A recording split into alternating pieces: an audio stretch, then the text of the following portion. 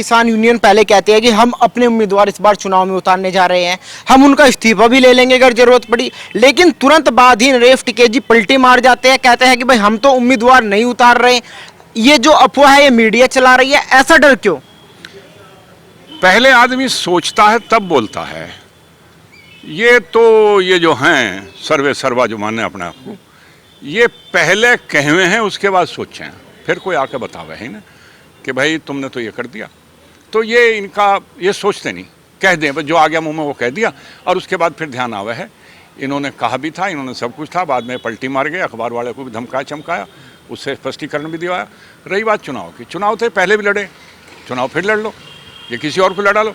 इन्होंने तो पहले भी हिस्सेदारी करी है, पहले भी तो हिस्सेदारी करी। सुधीर बालियान कुछ लड़ाया था, धर्मवीर बालियान कुछ लड़ाया था। सन 89 में जैथरा है एटा जिले में, वहाँ राष्ट्रीय कार्यकारिणी की पंचायत हुई थी किसान यूनियन की, और चौधरी देवीलाल मुख्यमंत्री थे हरियाणा के, उनका ओएसडी आया था, दीपक आईएएस था, वो चिट्ठी लेकर आया था चौधरी देवीलाल की, और उसने कहा था कि 25 नाम एमएलए के लिए और 5 नाम पार्लियामेंट के लिए लिख के दे दीजिए। वो जनता दल के थे, जनता दल के साथ यूनियन की हमदर्दी थी, यही माना जावे था।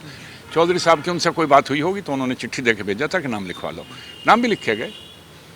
25 एमएलए और 5 पार्लियामेंट के तो नहीं, क्योंकि जो हमारे नॉर्म्स तय हुए थे वहाँ, उन नॉर्म्स में केवल 16-17 लोग फिट हो पाए थे, जो पैरामीटर रखे गए थे कि क्या होना चाहिए। तो उसमें 15-16 नाम आए, 15-16 नाम लिखे गए, चौधरी साहब ने साइन भी कर दिए, लिफाफे में चिट्ठी बंद कर दी।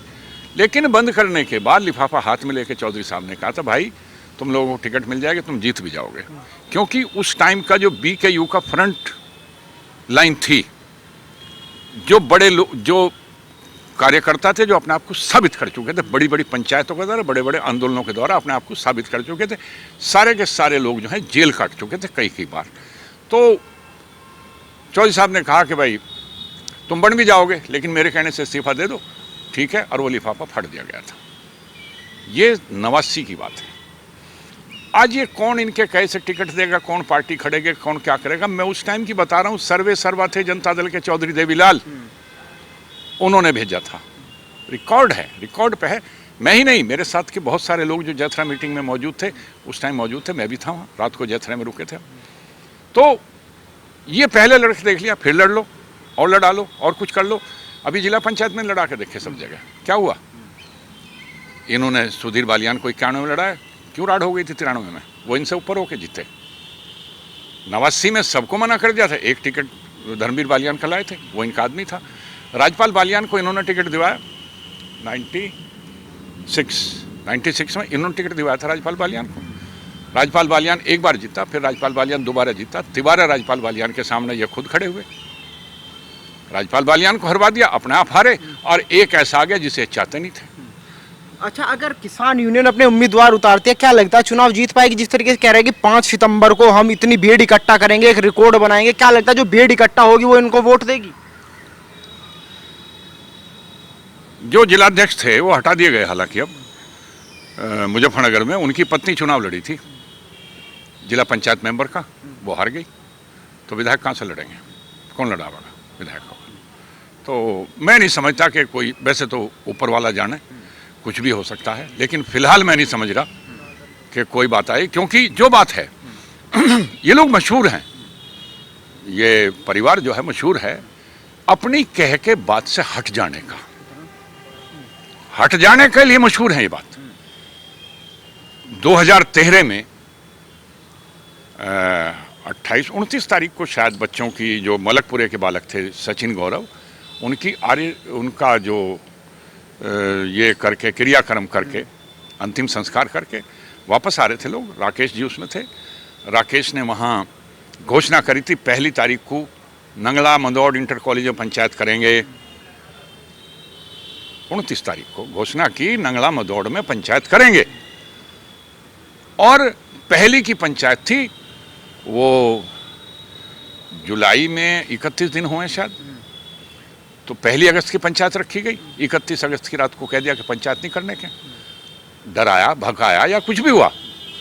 तो ये बात, अपनी बात कह के ये लोग फिर जाते हैं, घूम जाते हैं। इनकी बात का मतलब कुछ नहीं है, स्थायित्व नहीं है। ना का मतलब ना नहीं है इनके, और हाँ का मतलब हाँ नहीं है।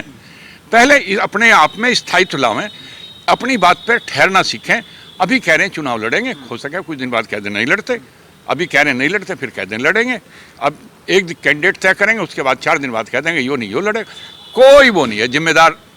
अच्छा, अगर आरएलडी से गठबंधन हो जाता है, फायदा किसको मिलेगा, किसान यूनियन को या आरएलडी को? मेरे ख्याल से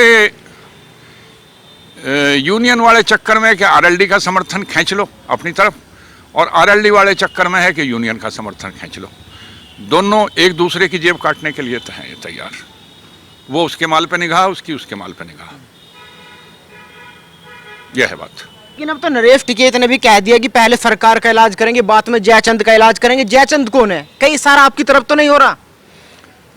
मुझे तो मालूम नहीं कि जयचंद की क्या बात है, पर जयचंद कौन है ये कौन तय करेगा? कौन है जयचंद? वे लोग जयचंद हैं जो ईमानदारी से संगठन के लिए लगे रहे। उनकी फैमिली लाइफ सफर करी, उनके घरेलू परिस्थितियां खराब हुई, उनके साधन टूटे, उनके साधन कम हुए। जब टाइम बाहर लगावे थे, जो संगठन के लिए लग रहे थे, वे लोग जयचंद हैं जो संगठन में लगे। मैं एक बार प्रभारी रहा हूं लखनऊ और आसपास के 5-6 जिलों का, तो कंधे पे थैला और भाई उसमें चने के दाने, और वो रात जने कहाँ काटनी पड़ा करती हमें। संगठन में लगे रहे वे लोग जयचंद हैं, या वे लोग जयचंद हैं जिन्होंने संगठन के नाम पे मजे मारे हैं और संगठन को अपने व्यक्तिगत काम के लिए इस्तेमाल किया? कौन है जयचंद? जयचंद की परिभाषा बड़ी व्यापक है। जिन्होंने संगठन बनाया वे जयचंद हैं, संगठन में अपना योगदान किया, अपना पसीना बहाया, खून बहाया, डंडे खाए, जेल खाई, वे लोग जयचंद हैं। या वे लोग जयचंद हैं जिन्होंने खापों में विघटन पैदा किया, संगठन को तोड़ने की कोशिश करी। मजबूत खाप थी बहुत हमारे यहाँ, कई एक एक खाप के 2-2 कर दिए। एक खाप में तो चौधरी को नेगलेक्ट करने के लिए वहाँ के एक थांबेदार को चौधरी का उसके नाम पे, उस खाप के नाम पे रिप्रेजेंटेशन उन्हें दे दिया। 32 में 2 चौधरी कर दिए, लाठियान में 2 चौधरी कर दिए, चौगामा में 4 कर दिए। गठवाड़े के नाम पे एक थांबेदार चौधरी नहीं, थांबेदार को चौधरी बता के पेश किया। ये लोग जयचंद हैं? या जयचंद वे लोग हैं जिन्होंने संगठन के लिए काम करा, जिन्होंने इसके दिन रात एक करा, अपने बालकों के पेट पट्टी बांध के, उनके खर्चों में कटौती करके और संगठन में पैसे लगाए ताकि संगठन आगे चल सके? तो जयचंद की बड़ी व्यापक परिभाषा है। जयचंद के लिए नरेश जी को नाम लेके बताना पड़ेगा और पंचायत में बताना पड़ेगा। ये जनता का मुकदमा होगा, जनता तय करेगी कौन जयचंद है और कौन जयचंद नहीं है। जयचंद वे लोग हैं जो आरोप लगा रहे, जयचंद वे लोग हैं जो 7 महीने से किसानों को बहला फुसला कर वहाँ बॉर्डर पर बिठा रखा, वे लोग जयचंद हैं। जयचंद वे लोग हैं जिनकी हैसियत 20 गुना, 30 गुनी, 40 गुनी हैसियत बढ़ गई, वे लोग जयचंद नहीं हैं जिन्हें अपनी दाद दिलाई ज़मीन में से कम करनी पड़ी अपने खर्चे पूरा, अपने कर्जे तारने के लिए, बिजली के बिलों को अदा करने के लिए और काम के लिए अपनी ज़मीन कम करनी पड़ी। वे जयचंद नहीं हैं। जयचंद वे लोग हैं जिन्होंने खून दिया, वे लोग जयचंद हैं। या जयचंद वे हैं जो उस खून को बेच के उसके मजे मार रहे हैं? कौन है जयचंद? जयचंद की परिभाषा बहुत व्यापक है।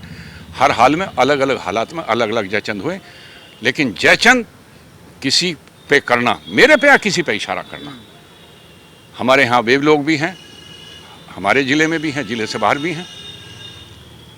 राजेंद्र सिंह है, गोली लगी थी, कुटबे का है, मौजूद है उसका परिवार। कितनी मदद मुख्यालय से उस परिवार की हुई है? क्या उसके किसी बालक को मील में लगवाया? कौन है जयचंद? जो मरे खपे, जिन्होंने साथ दिया, वे?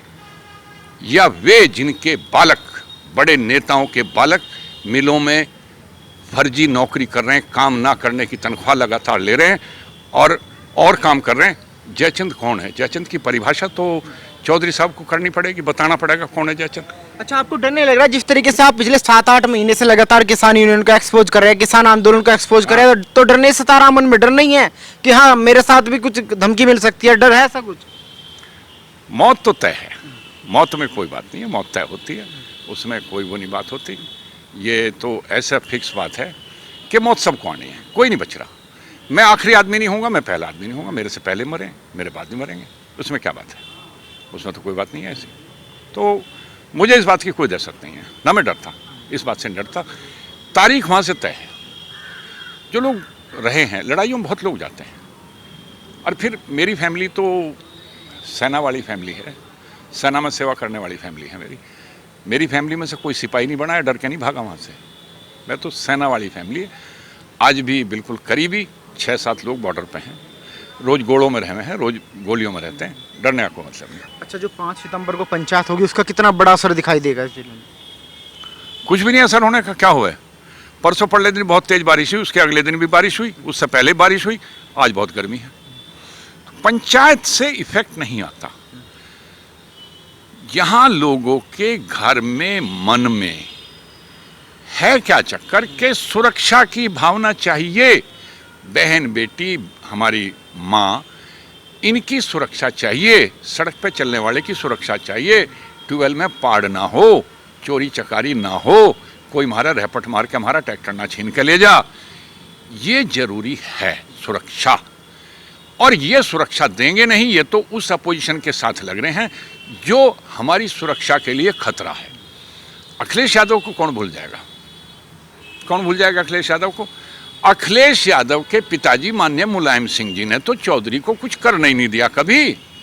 जो सामान अखिलेश के बापू के पास था वो अखिलेश के पास भी होगा। अखिलेश तो इन्हें दिखाया करेगा, इन्हें चुप कर दिया करेगा। कोई तो बात थी जो चौधरी साहब नहीं चले, वो इन्हें भी दिखा देगा, ये भी चुप हो जाएंगे। तो ये कोई वो नहीं बात, मतलब मैं नहीं समझता कि इनकी बात का कोई अर्थ है या उसका कोई मायना लेना चाहिए या वो बात सीरियस लेनी चाहिए, नहीं। लेकिन जिस तरीके से सरकार को 2 महीने का टाइम दिया गया है, गृह युद्ध की बात की जा रही है कि गृह युद्ध करेंगे, कौन सा गृह युद्ध करेंगे? भाई युद्ध तो होगा, पर युद्ध होगा एक तो ये जो संयुक्त किसान मोर्चा बताओ, जैसे 42 आदमियों का संगठन, 42 संगठन का, तो इसके पैसे की बांट पे, और वहाँ के पैसा जो आ रहा है उसकी बांट पे युद्ध होगा।